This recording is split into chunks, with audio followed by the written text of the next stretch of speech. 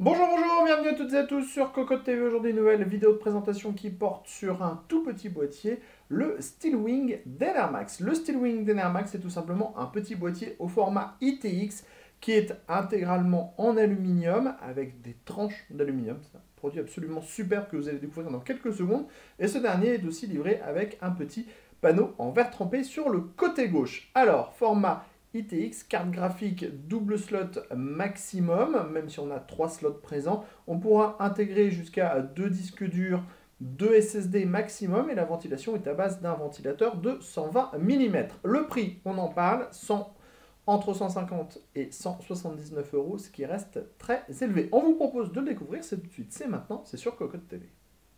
On se lance à la découverte de ce Steelwings par Enermax, un boîtier qui mesure 387 mm de profondeur par 176 mm de largeur et 300 mm de hauteur. Le tout pèse 3,9 kg. Autant le dire tout de suite, ce boîtier est absolument magnifique.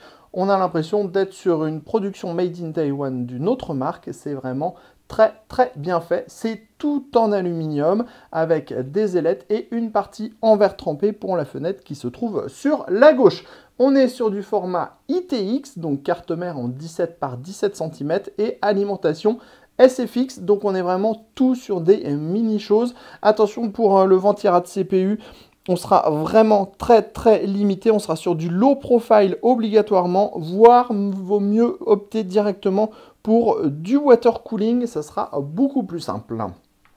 Alors, sur la face avant, on va retrouver le panneau de contrôle avec le power on, 2 USB 3.0, les entrées sorties audio. Ici, on a des ailettes en aluminium qui cachent une petite partie en mèche et derrière ceci, on va trouver un ventilateur de 120 mm à diode rouge.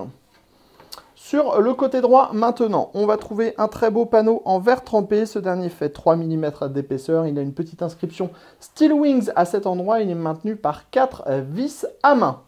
Si on passe à l'arrière du boîtier, on a une architecture qui change légèrement de ce qu'on trouve habituellement puisqu'on teste principalement des boîtiers ATX à la ferme.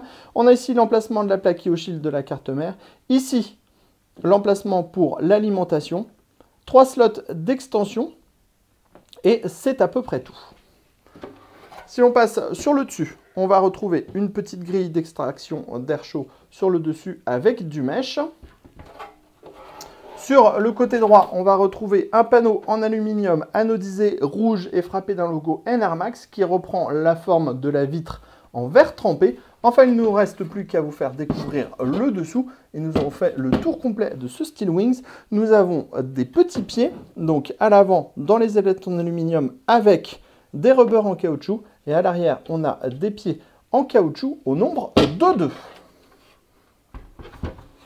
Avant de passer à l'intérieur de ce petit boîtier, on va quand même parler tarifs parce que c'est un petit peu le problème de ce Steelwings. Il est petit, il est joli, il est très bien fait, il utilise des matériaux super sobres, super nobles, mais il coûte quand même entre 150 et 179 euros sur Internet, ce qui est quand même une sacrée somme, d'autant plus que vous serez obligé de passer par une alimentation SFX, une carte mère ITX, une carte graphique qui sera vraiment limitée en profondeur, hein, puisque maximum on pourra faire du 290 mm, et sur le ventirad CPU, on sera limité à 80 mm de hauteur. En attendant, on se lance tout de suite à la découverte de l'intérieur de ce Steelwings. On découvre maintenant l'intérieur de ce Steelwings et vous allez voir, ça va être plutôt très rapide, car comme on est sur du format ITX, eh bien, il n'y a pas beaucoup d'aménagement à l'intérieur. On a ici le plateau directement avec les plots. Ici, la cage HDD qui permettra d'installer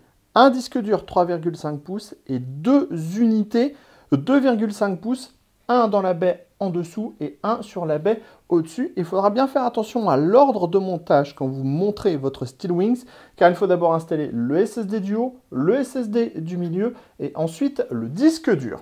On le voit à l'avant, on a un dispositif avec un ventilateur de 120 mm.